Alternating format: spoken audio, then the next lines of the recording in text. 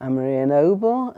I've lived in Manchester for many years. I came here to study initially and very quickly got involved with community activism in the city.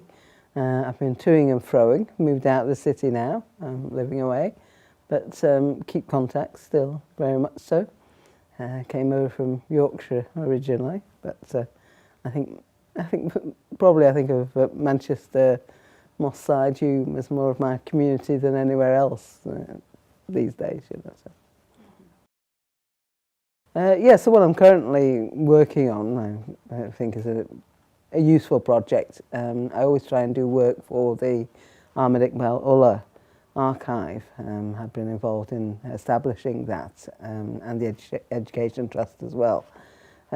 So I'm very much involved in trying to educate, to share, empower. So I'm working on a project at the moment which is around the history of black music and just wanting to do a really sort of whistle-stop tour through the development of black music. I think in part as one of the sort of key achievements of black people, because, you know, I'm not sure if people still have the nerve to say black people have never achieved anything. But if you look at popular music, then that's black people. You know, right from the 1840s right through to now, we've developed popular music. It wouldn't exist without us. So I thought it was worthwhile actually giving some historical context to that. So I'll do that. And I'll deliver that next year, early next year, probably at the archive or maybe on the Burley campus here. Well, I live in Northern Ireland now, so most of what I'm doing is based there. I've been trying to look at diversity. I've always been interested in making sure that communities have some sort of crossover linkages. So I've been working with an elderly persons group and local schools to try and give a broader profile of the community that I live in, because it's predominantly white. It's quite a settled community. It's very networked in terms of the way that people link through families. But there are also this hidden group of people who are from all over the world. And because the Irish people have generally had a migration profile, they've left the country a lot, there are also lots of connections overseas as well. So the project I'm working on is to try and look at people's individual experience of that. So we've done a photography project with the young ones and the elderly people in the community working together. So it's been a skills sharing approach as well. They've learnt new skills within that. And we've produced a photo montage and a record of the profile of people within the community. So people from Iceland, Holland, South Africa, Zimbabwe, all over the world really. But they're just invisible, and so it's just lifted that visibility a bit. I started when I came to Manchester. I wasn't involved in women's groups before that. I suppose I should go back a bit really, because I think what you can do is where you come from. And so, as I say, I grew up in Yorkshire. I was very happy as a child, very sportive. My parents really encouraged you to be self-sufficient, which is bit of a double-edged sword in a sense, you know, because I think one of the things I've learned is that I've not asked for help sometimes when I've needed it. I've been, you know, thinking I had to be self-reliant. But the other thing I quickly realised was when I came to Manchester, that if you work with other people, you can achieve a lot more. So I came to study here. I did a law degree here, and the first person I met from out of the community was Kath Locke. And she marched up, if you remember Kath, she marched up to the Pan-African Society that I was in, which had people from all over the world, black people, and said, look, all you privileged young people here in university need to be doing something with your community. And that was, you know, come out and volunteer and do things. So I quickly got linked up with a project that Louise Edwards was leading on, which was Big Sister, Big Brother, I think it was called, which was a mentoring project for young people. So I was mentoring as a student myself. I was mentoring school students, a boy and a girl, I seem to recall at that time. I then started to hang around the Black Women's Office Skills, Mossad Office Skills project it was that time.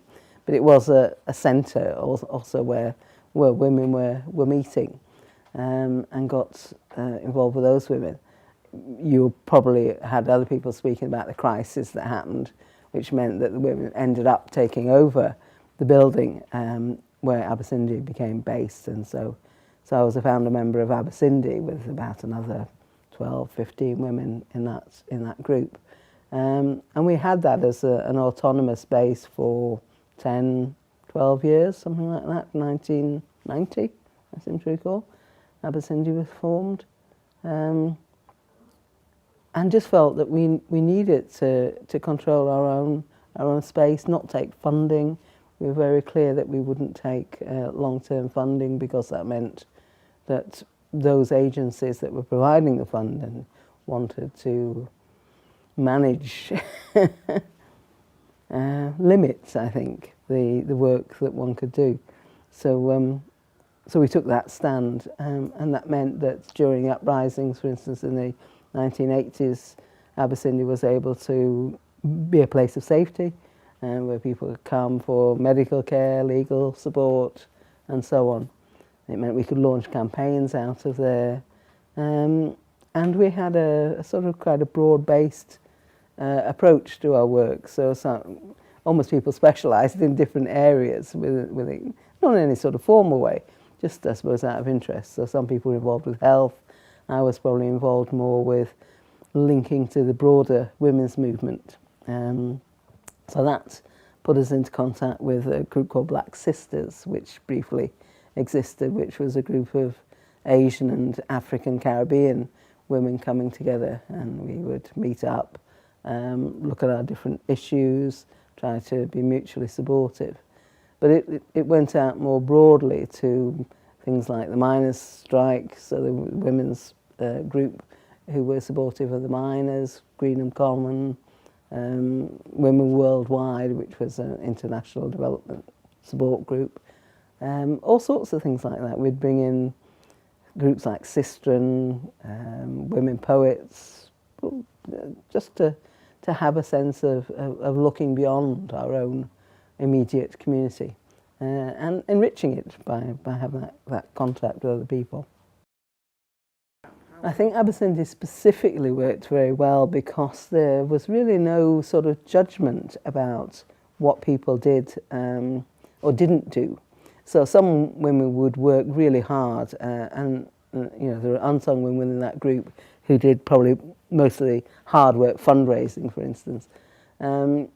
But people came in and out of it and contributed what they could when they could. But it was also a social support group. So we would meet Friday nights, smoke, drink, clear our week in terms of what had been happening to us. And obviously other women were able to come in and do that as well, whether they saw themselves as a member of that group or not. I suppose I was quite political. I would say I always say I was a socialist. So I've always had that view of myself, and a feminist. Those two were very strong tendencies for me. So I wanted to work with other women on a range of issues, everything from abortion, LGBT rights, domestic violence. Those were serious issues for women. For black women, there were other specific sorts of issues. So in terms of abortion, it wasn't so much of an issue. Getting an abortion for a black woman wasn't that difficult because there was a state control almost of black women's fertility. So some women were being sterilised, and some black women were being sterilised. They would go in for what they thought was one treatment and end up being sterilised. So that was a serious difference for us. We're saying okay, yeah, abortion is important to have that right to control your own fertility, but we've got this other bit which is like somebody's imposing something on us completely differently. Well, there were broader national campaigns. I was involved with a group called OWAD, the Organisation of Women of African and Asian Descent, And so that was a national issue, and so there were campaigns around that, targeting National Health Service to actually say, you know, this is not on, and it was a political campaign as well. And I think that you know, I can't say it was outlawed because it was never official in a sense, but that practice potentially disappeared. I know there are other issues now around female genital mutilation, for instance, which are unresolved and probably need a campaign as well. But that particular campaign seemed to work in the sense that, you know, we weren't getting the reports of that type of practice happening again.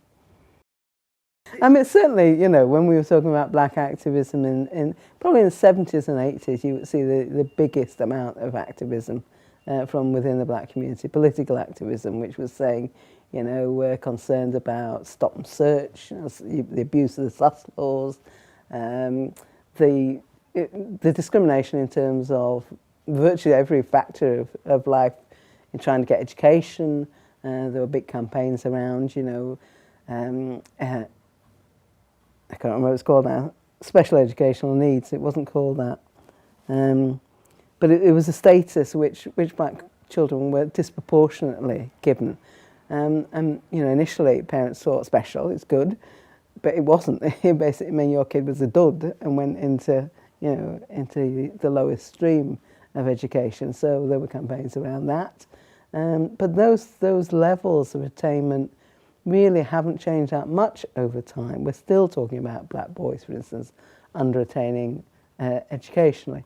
And when they do attain, when you know, when we become graduates, you know, then being able to get into professional jobs, to move up through the various ceilings, you know. So if you look at the stats, we're still in pretty much the same position of being disproportionately underrepresented in most professional fields, but overrepresented in others like, you know, sports and entertainment, you know. So, but so I think those challenges are still there. They change over time, but we need to keep an eye on them because we might think that we're making progress, but if you want rights, you have to keep fighting for them. You have to keep that fight up. So there was the Brixton Black Women's Group, and Oliver was involved in founding that. And so they were like a sister group for Abasindi and other black women's groups around the country. And so that we you know, through the national organisations that sort of briefly ran towards the end of the 70s, we would interconnect with them. But there are other people like Takumba Ria-Lawal, who moved between those two groups. She was up here in Manchester for a while at a time and in London. So she was very significant, very, very talented woman. Everything she did exceptionally well. But very political in her approach as well. I think of the women that I knew specifically in Manchester, there'd be like probably 5 key women that I would think of that would have influenced me specifically. Kath Locke would be one. I'm trying to think about the other names. Louise Edwards, obviously, I had contact with. Louise Da-Cocodia.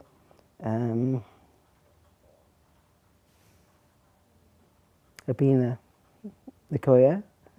And I'm thinking of the woman that we did work with recently, who we had the celebration for, along with Mama Edwards. Oh, Auntie Julie or Betty Luckham? Betty Luckham. Betty Luckham and Judy Craven. Those would be probably the most significant people for me, all for different reasons. I think they all had their strengths, and I learnt something from all of them. I would say that Abina is very open in her view of the world, very accepting, culturally very talented, ran the Abasindi drummers and dancers, did a lot of the work within Abasindi around the creative areas. But I think as a perspective on the world is an open one, and I learnt from that. Betty Luckham has great dignity, great professionalism, great style, and great humour. So I laughed a lot with Betty. Eloise Edwards, probably more a sort of position person. She would, you know, take a position around education, for instance, and work with that, hold that, you know, stay with it. Judy Craven, just remarkable woman, just incredibly intelligent and able and giving, and empathetic, I suppose, would be that. So I really liked her skill and professionalism.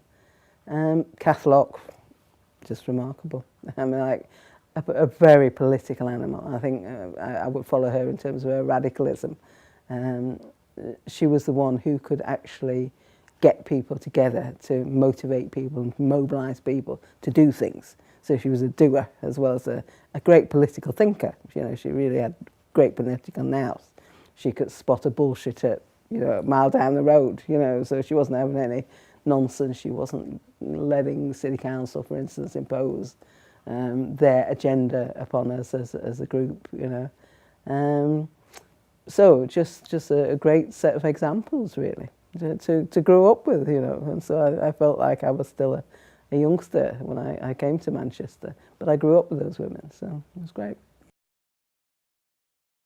Yes, in terms of pre-Iraq, I would be working both in terms of international campaigns. So, for instance, we had a link with the Nicaragua campaign. Manchester had a link to support Nicaragua.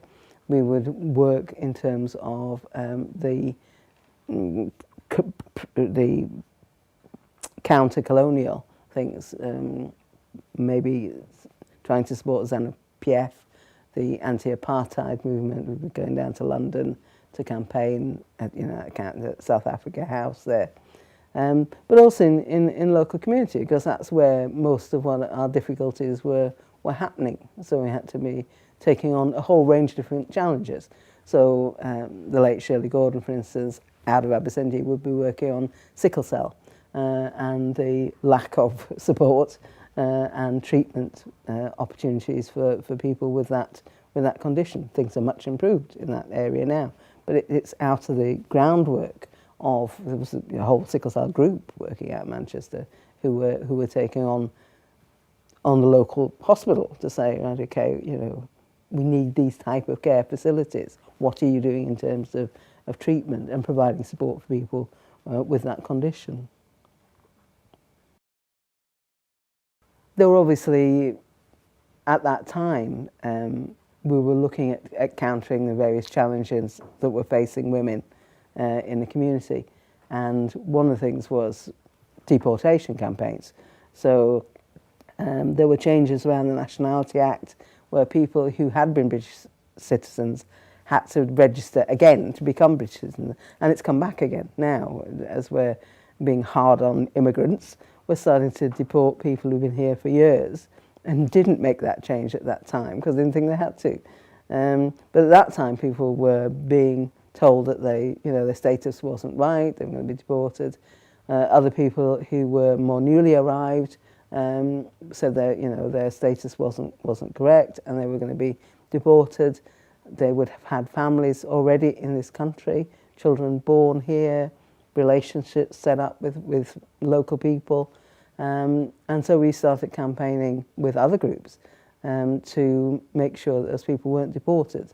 And I was a solicitor, so it meant that I could do work on the legal aspects of anti-deportation and some of the business of with people like Mary Murphy and Paula Koji, like running up to the airport and I didn't, but Paul and Mary would climb over the fence, run up on the tarmac and grab people and say, you don't need to be deported, we've got to stay on your deportation. It was as desperate as that at times.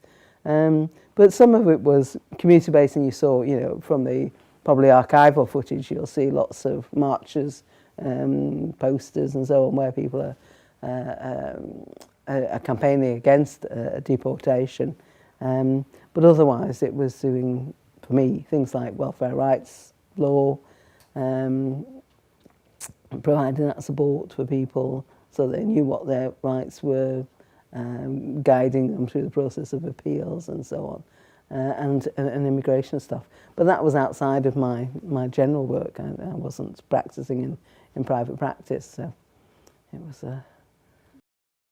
I was on the management committee of 2 refuges because I realised that violence was a big issue for women. And it was predominantly white women that I was working with. Other people set up a refuge for black women, Asian women specifically, which is up in Chorlton. So that was a different sort of work that I was doing around domestic violence at that time. But then I worked in education. I had an odd career sort of structure.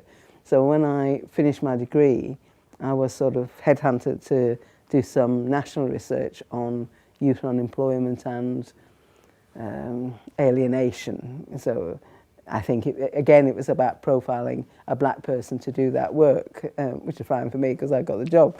But so I did that national study and found pretty much that young black people had the same aspirations as anybody else. They wanted home, family, work, you know, so they weren't alienated at all if they had those things, you know. So, but they were unhappy if they didn't, fair enough. And then I did work on community policing, looking at, that was a relatively new initiative at that time, which I've always thought was pretty much of a dead end of a policing strategy, because you've had, you know, men and women police officers working in communities, trying to build relationships, trying to show a positive face of police, and then the heavy mob would come in if there's any trouble and smash all that up, you know. Tactical aid group would arrive and there'd be trouble, you know. And so then you think, well, why would you trust the police, you know? And so it's not been.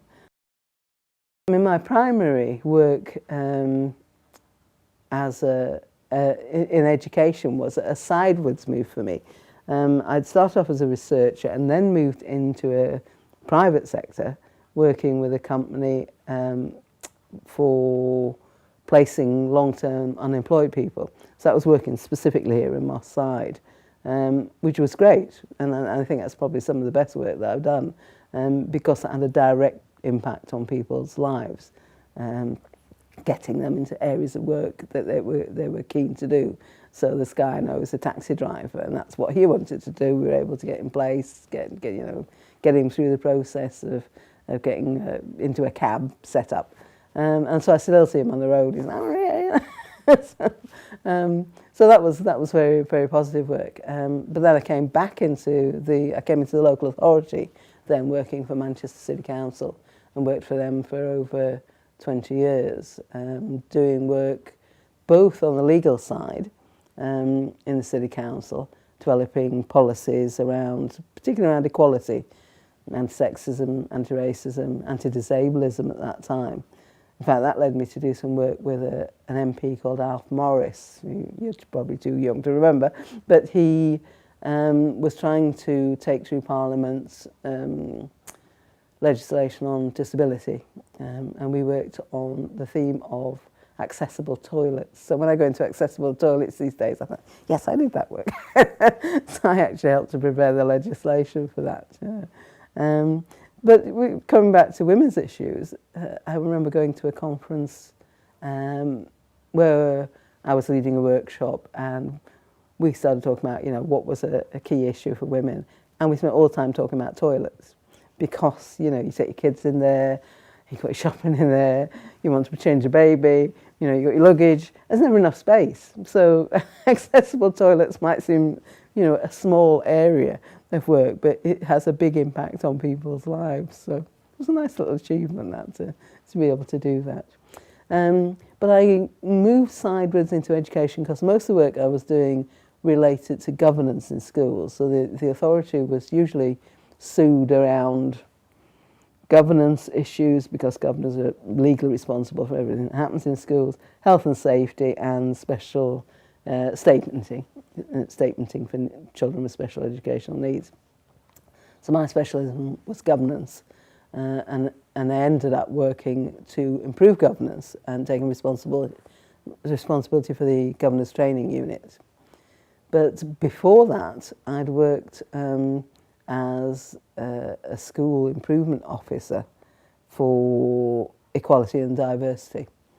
So all of the training around with teachers, with children's centres, we trained every children's centre in the city on equality issues, and I would produce materials with promoting equality, curriculum materials, doing work with the Department for Education on the national curriculum, although that was hiding to nothing really, because they really wanted the national curriculum to stay as it was. They didn't want anything that brought in the black experience, black history, and it's still pretty much like that these days, you know. So that felt like a wasted effort almost. It was a very tokenistic approach, you know. So a lot of the consultations that we still have are like that. We would do consultation and do what they want to do, regardless. I think the work that's happened on Pan-Africanism, on black history, on black achievement, has taken place outside of the school curriculum. It's an addendum to the school curriculum, which black people have had to push for years. I remember commissioning a piece of work and putting together a training programme for, I think it was a 3A's Black Parents group, on supporting your child at school. Myself and Sonia Hammond, I don't know if you know Sonia, put that together and delivered that, which was really about trying to understand how to support your child to be able to have a good school experience, to be able to achieve at school, because there were so many barriers around specifically black children. And I think that, you know, I'm not sure that those barriers haven't gone, like exclusions. I don't know if you remember the case of the school up the road, Chorlton Girls, was it? Where the head was dismissed at the end of the day. But that school was seen as a very positive school, you know, it was doing quite well. It had been doing very poorly. That head teacher brought it up to a decent standard, but after that they were kind of coasting. And one of the things that was happening underlying that was a lot of exclusion of black girls' school. You kind of think, why are these girls going out of the school at disproportionate rates? But because the school was achieving quite well, that agenda was almost, you know, hidden. So I end up probably one of the most senior officers, probably the most senior officer in the city council, and in the period of time that I was working there, I was trying to push to say, you know, these questions need answers. And it was very hard at times, because there had been a number of black women working in the education department that I knew personally, but they tended to be working on short-term projects. They were working in very difficult circumstances. You know, there was squeeze was put on them to achieve all sorts of things beyond the resource that they were given. They were never certain when their project was going to be ending or whether it was going to be renewed. And steadily, most of them got pushed out. And so it was really quite hard to stay within that authority. And then I got, I would think, an idiot who personally criticised me and said, you shouldn't be working for the local authority because it's racist. And I was saying, if there's no black person there, there is no voice. If you're not in the room, what are you going to do? You're just standing outside trying to bang on the window saying, let us in, sort of thing. So yeah, although there were problems about getting your voice heard, at least there was a voice happening, and I felt that was worth pursuing in my professional life. Mm-hmm. Louise was a very determined woman, a very able woman, and she, working with others, was able to set up this enterprise agency, Karaoke, where people were able to get small units and work as small businesses, develop small businesses. And so my work with her was to place people from my project into, you know, working. So I would get people in who were working with a mechanic, for instance, and also a baker, odds, you know, different trade and professions. And so she was very, very helpful in terms of doing that. She came back to me, probably years later, after the Montserratian eruption, yeah, where people were given temporary leave to come into the UK as refugees, effectively. And I was working in education at that time. She had already established, after after the 1981 uprisings, she'd established Moshwaf, the Mossad and Hume Women's Action Forum, wasn't it? And so she came back to me and said, look, we have these Monto-Ashen families. They need to be able to navigate through education. They really don't, have a sense of the system. So I worked with a number of families there, really right through each phase of education, getting kids into schools, working with some of the women in terms of improving their language skills, they're getting a social network, helping to get a social network established.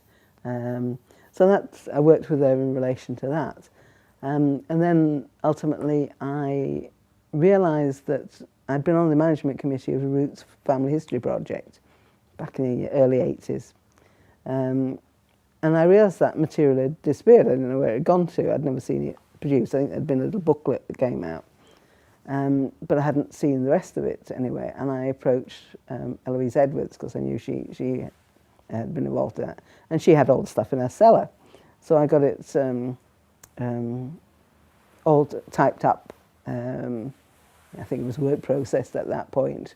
Some of it was in very rough forms. It was still handwritten on tapes, Got it all made up. Kath Locke had taught me the importance of archiving material. So because we'd set up the Race Relations Archive at that time, thought, right, this material can go in there if it's in good order. So I edited all that stuff. It took me forever, honestly. It seemed to take for years to do that. But I realised that Louise had been interviewed initially in that. But of course, we were then, 15 years on from that. And I thought, she's done so much since then. It's worth interviewing her again. So I did a series of interviews for Roots Family History Projects, sort of updates of people that I knew. I probably did about 10 interviews of more people, including a second interview with Louise. And from that, we established probably more of a personal relationship. But I had a lot of admiration for her. I thought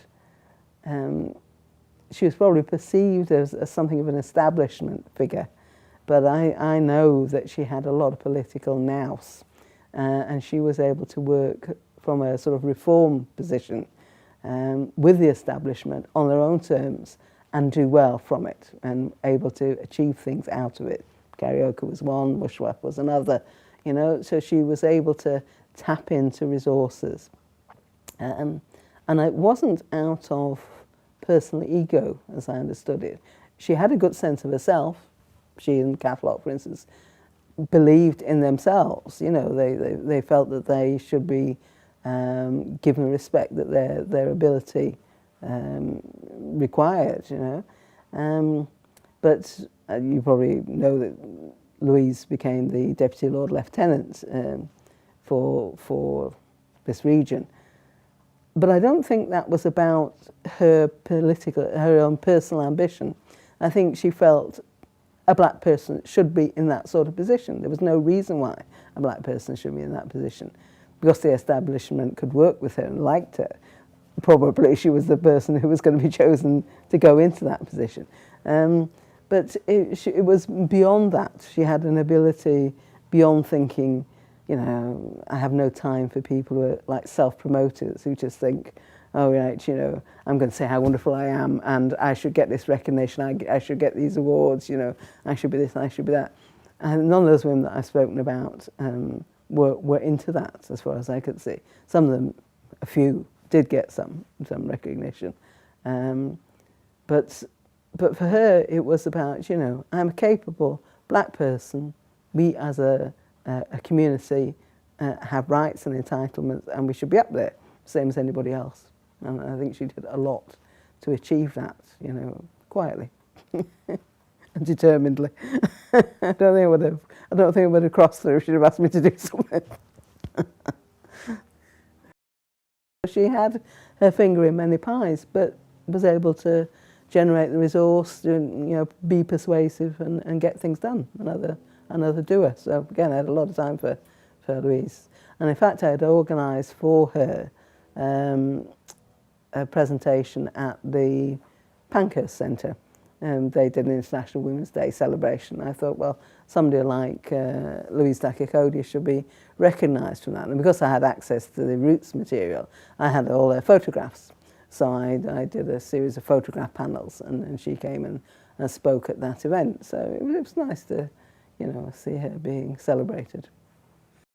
And I was very pleased to see her name. Sorry, the Womanchester vote was important, you know, to get, you know, a statue of any woman, a woman would be great in a city that has, you know, public statues, recognition of predominantly men, almost exclusively men. So it was great to see her name within there because she had achieved so much. I knew that it was likely that, you know, somebody like the Pankhurst would actually, you know, be chosen because they had a much bigger national and international profile. But yeah, it was right that somebody like Louise Da-Cocodia should be there, and people had a chance, you know, to vote for her and say why. You know, they thought she was an important person in our city and our community. It was great.